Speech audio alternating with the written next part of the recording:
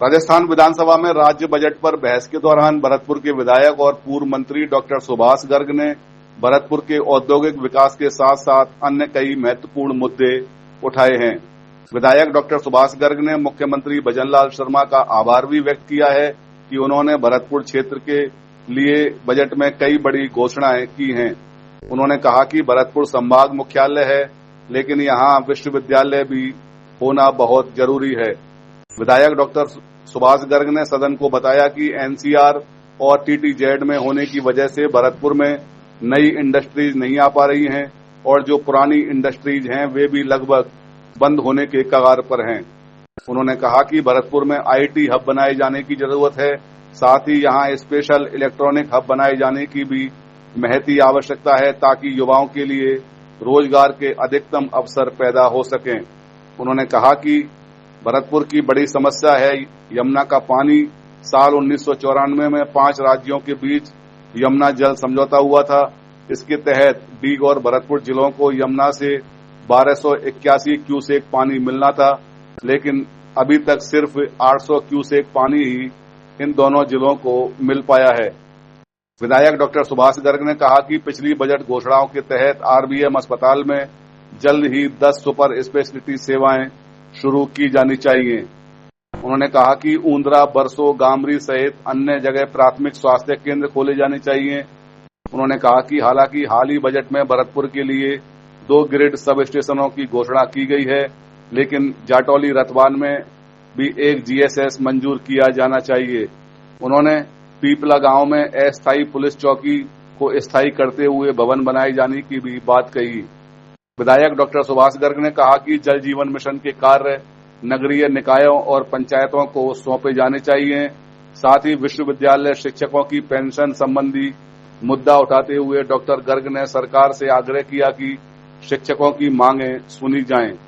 वित्तीय मामलों पर बोलते हुए विधायक डॉक्टर गर्ग ने कहा कि जब से केंद्र सरकार ने जीएसटी लागू किया है, उसके बाद से राज्यों के रेवेन्यू सोर्सेज कम होते जा रहे हैं। शहर और गांवों का मुद्दा उठाते हुए उन्होंने कहा कि केंद्र और राज्य सरकारें वर्ष 2047 तक विकसित भारत बनाए जाने की बातें कर रही हैं, लेकिन ये तभी संभव हो सकेगा जब शहरों के साथ साथ गांवों के इंटीग्रेटेड डेवलपमेंट पर भी ध्यान दिया जाए।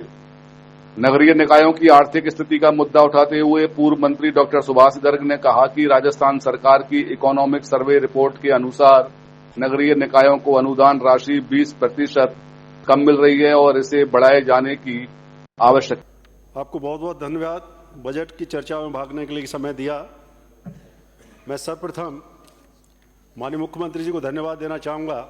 भरतपुर विधानसभा क्षेत्र के पॉइंट ऑफ व्यू से उन्होंने सौगातें दी।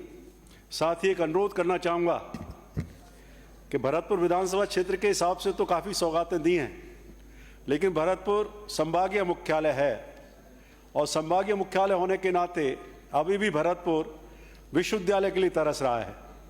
उच्च शिक्षा के जो शिक्षण संस्थान वहाँ होने चाहिए, और मैं बताना चाहूँगा सदन के माध्यम से माननीय मुख्यमंत्री जी के ध्यान में लाना चाहूँगा कि एनसीआर के क्षेत्र में भरतपुर होने की वजह से, टीटीजेड की वजह से होने की वजह से इंडस्ट्रीज वहाँ नहीं आ पाती। जो इंडस्ट्रीज थी वो भी बंद हो गई। तो इसलिए भरतपुर संभाग को सबसे बड़ी आवश्यकता तकनीकी संस्थानों की है, आईटी हब की है, और स्पेशल ऐसे हब, इलेक्ट्रॉनिक्स के हब वहाँ घोषित किए जाएं जिससे कि भरतपुर के युवा लोगों को रोजगार मिल सके। मैं इस मामले में एक बात और कहना चाहूँगा कि भरतपुर के संदर्भ में ही कि सबसे बड़ी पुरानी जो समस्या है भरतपुर की, यमुना जल समझौता है। 1994 में 5 राज्यों के बीच में मध्य में समझौता हुआ था, जिसमें तय हुआ था कि भरतपुर और डीग जिला, अब जो डीग हो गया है, इसको 1281 क्यूसेक पानी मिलना था, लेकिन दुर्भाग्य से केवल 800 क्यूसेक पानी मिल रहा है। 400 के करीब 400 साढ़े 400 क्यूसेक पानी मिलना अभी भी जो है बाकी है। यमुना जल समझौते के तहत ये तय हुआ था कि 5 राज्यों के बीच कि इसकी सहमति कोई हरियाणा से आनी थी, वो हरियाणा से अभी तक सहमति नहीं मिली है। मैं माननीय मुख्यमंत्री जी से आपके माध्यम से कहना चाहूँगा कि जिस तरह से उन्होंने झुंझुनू, चूरू और सीकर के लिए जो ताजेवाला हेड से पानी लाने की बात कही है, उसी तरह से ओखला हेड से भरतपुर और डीग को पानी मिले जो ड्यू है, तो मैं समझता हूँ भरतपुर जिला उनका बहुत बड़ा आभारी रहेगा। इसी के साथ साथ मैं बात करना चाहूंगा मेडिकल सेक्टर की। पूर्व की बजट घोषणाओं में लगातार 10 सुपर स्पेशलिटीज की घोषणाएं की गई थी, उनको शुरू करने की मांग कर रहा हूं। साथ ही ऊंद्रा, गामरी, बरसो और घुसियारी में प्राथमिक स्वास्थ्य के जो है केंद्र खोलने की मांग कर रहा हूं। साथ ही जाटौली, रतवान में 2 GSS दिए, बहुत बहुत धन्यवाद देना चाहूंगा ऊर्जा मंत्री जी को, माननीय मुख्यमंत्री जी को भी। एक GSS की सख्त जरूरत है जाटौली, रतवान में, उसको भी घोषणा करें। और साथ ही CFCD कार्य में जो रुकावट आई है उसमें गति ला करके उसको काम को पूरा करें। इसी के साथ साथ मेरे गांव पीपला में अस्थायी पुलिस चौकी बनी हुई है, जिसकी पूर्व बजट घोषणा में उसको स्थायी चौकी में कन्वर्ट किया गया था। तो मेरा आपसे आग्रह है कि उसको स्थायी भवन के लिए भी बजट आवंटन करें। इसके साथ JJM के तहत मैं एक बात कहना चाहूंगा, माननीय जल मंत्री जी यहां मौजूद हैं, कि JJM की स्कीम को PHED को देने की जरूरत है। ग्रामीण क्षेत्र बहुत परेशान है, पंचायतें काम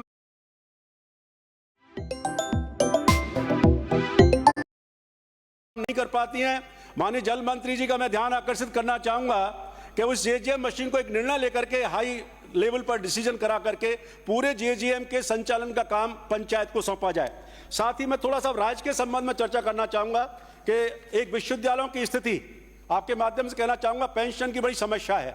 जो पुराने विश्वविद्यालय हैं, वहां के विश्वविद्यालय शिक्षकों को, एग्रीकल्चर के यूनिवर्सिटीज हैं, MBM जयनारायण व्यास यूनिवर्सिटीज है, आज भी लोग जो है धरना दे रहे हैं, उनकी मांग पर भी ध्यान रखा जाए। इसी के साथ साथ एक शब्द जो आपने बिल विचाराधीन है, कुलपति और कुलगुरु की व्याख्या की गई है और कुलपतियों का नाम बदल के कुलगुरु किया गया है।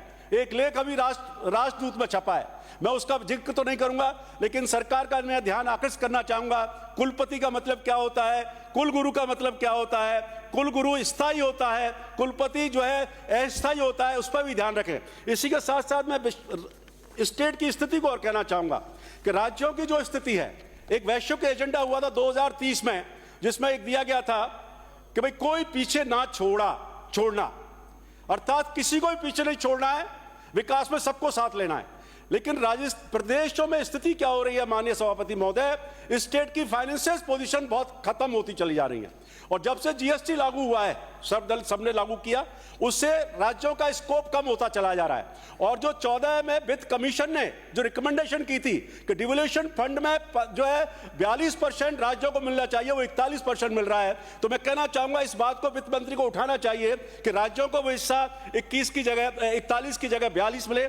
इसके साथ साथ एक बात और करना चाहूंगा, 5 Ps की बात की गई है, उसमें चाहूंगा असमानता जो हो रही है, रूरल इकोनॉमी पर कितना खर्च कर रहे हैं हम, इसका सर्वे करवाया जाना चाहिए। एक स्टडी होनी चाहिए कि ग्रामीण क्षेत्र में जहां 75% पॉपुलेशन रहती है, वहां राजस्थान की सरकार का, प्रदेशों की सरकारों का बजट पर कितना खर्च ग्रामीण क्षेत्र को होता है, शहरी क्षेत्र में कितना होता है। तो मैं एक मॉडल कहना चाहता हूं कि हमारे यहाँ 11,000 से अधिक कुछ पंचायतें हैं माननीय सभापति महोदय। उन 11,000 पंचायतों में अगर 5 वर्षीय एजेंडा, सरकार का एजेंडा 2047 तक विकसित राजस्थान, जिससे भारत सरकार का एजेंडा विकसित भारत की बात करें, तो आपके पास करीब 25 वर्ष है, 22 वर्ष है। 22 वर्ष में प्रत्येक वर्ष 500 पंचायतों के लिए 10-10 करोड़ रुपए लेकर के इंटीग्रेटेड डेवलपमेंट प्लान लगाया जाए, जिसमें बिजली, पानी, सड़क, नालियां और जल की व्यवस्था कर दी जाए। तो प्रत्येक वर्ष केवल 5,000 करोड़ रुपए खर्च करना है। और मैं समझता हूं 5,000 करोड़ खर्च करने के बाद 20 वर्षों में सारे गांव में मेडिकल की सुविधाएं, ग्राम पंचायत हेडक्वार्टर पर जल की सुविधाएं, नालियों का निर्माण, जल निकासी की व्यवस्था, स्वच्छता का अभियान और मेडिकल के केंद्र खुल सकते हैं। माननीय अध्यक्ष, माननीय सभापति महोदय, एक बात और कहना चाहूंगा इस संबंध में, समाप्त कीजिए। नगर निकायों की स्थिति पर चर्चा करना चाहूंगा। केवल ये प्रॉब्लम पूरे देश की भी है कि नगर निकायों को जो बजट मिल रहा है वो अब 20% कम मिल रहा है और सारा वो सरकार के ऊपर आ रहा है।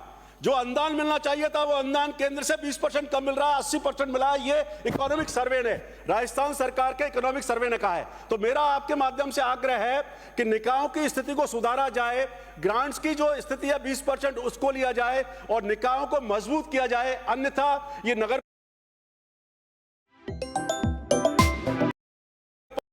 निगम, BDA हम बनाते चले जा रहे हैं लेकिन बजट नहीं दे पा रहे हैं। और एक लास्ट स्थिति सभापति महोदय कि जो हमारे ऊपर ऋण का भार है, अभी 5 लाख अब 7 लाख हो जाएगा और मैं बता रहा हूं अगले साल 2-3 सालों में 10 लाख हो जाएगा। और इसमें 6 लाख करोड़ तो डिस्कॉम का अलग है, जो डिस्कॉम कॉर्पोरेशन सुधार लेते हैं, उसको तो हम इसमें बजट का हिस्सा ही नहीं मानते, उस पर भी चिंतन करने की जरूरत है। मैं समझता हूं प्रदेश की सरकार निश्चित रूप से इन जो मेजर इश्यूज हैं, इकोनॉमिक पैरामीटर्स हैं स्टेट के संबंध में, उनका अध्ययन करेगी और प्रदेश में जो असमानता की स्थिति, जो गैप बढ़ रहे हैं रूरल और अर्बन इकोनॉमी में, मेडिकल इंफ्रास्ट्रक्चर रूरल और अर्बन इकोनॉमी में। डॉक्टर सुभाष गर्ग। धन्यवाद सभापति महोदय। प्रक्रिया के नियमों के नियम 295 के अंतर्गत मैं सदन के माध्यम से सरकार से निवेदन करना चाहता हूं कि भरतपुर मेडिकल कॉलेज के अधीन आरबीएम अस्पताल में विगत कई बजट घोषणाओं में सुपर स्पेशलिटीज़ की 10 सेवाएं शुरू करने की घोषणाएं की गई थी, किंतु उक्त समस्त सेवाओं को आज दिनांक तक शुरू कर धरातल पर नहीं उतारा गया है। केवल पद स्वीकृत कर दिए गए हैं, अधिकांश पद रिक्त हैं। आरबीएम अस्पताल में आउटडोर मरीजों की संख्या लगभग 4000 के लगभग है। उक्त अस्पताल में डी, कामा, नदबई, बयाना एवं उत्तर प्रदेश के ग्रामीण जन चिकित्सा सुविधाओं का लाभ उठाने प्रतिदिन आते हैं। उक्त अस्पताल में जो सुपर स्पेशलिटी सेवाओं के लिए अभी तक जिस स्तर के मेडिकल इंफ्रास्ट्रक्चर की आवश्यकता है, उसको उपलब्ध नहीं कराया गया है। आईसीयू में भी आईसीयू जैसी सुविधाएं नहीं मिल पा रही हैं तथा इमरजेंसी में भी विशेषज्ञ सेवाएं प्रदान नहीं की जा रही हैं। कम गंभीर रोगियों को भी भरतपुर से जयपुर या अन्यत्र स्थानों पर रेफर कर दिया जाता है। उल्लेखनीय है कि भरतपुर संभाग का सबसे बड़ा अस्पताल है। विस्तार प्रक्रिया के तहत भवन निर्माण कार्य भी अभी तक पूरा नहीं हो पाया है। भवन निर्माण कार्य में टेंडर की शर्तों में दी गई समावधि में ठेकेदार द्वारा कार्य पूर्ण न किए जाने पर भी सरकार द्वारा कोई विभागीय कार्रवाई नहीं की गई है। अतः जनहित को दृष्टि में रखते हुए मेरा इस सदन के माध्यम से सरकार से आग्रह कि सरकार द्वारा बजट घोषणाओं की गई सुपर स्पेशलिटी सेवाओं को शीघ्र शुरू कर मरीजों के साथ आम जन को राहत प्रदान करने की कृपा करें। धन्यवाद।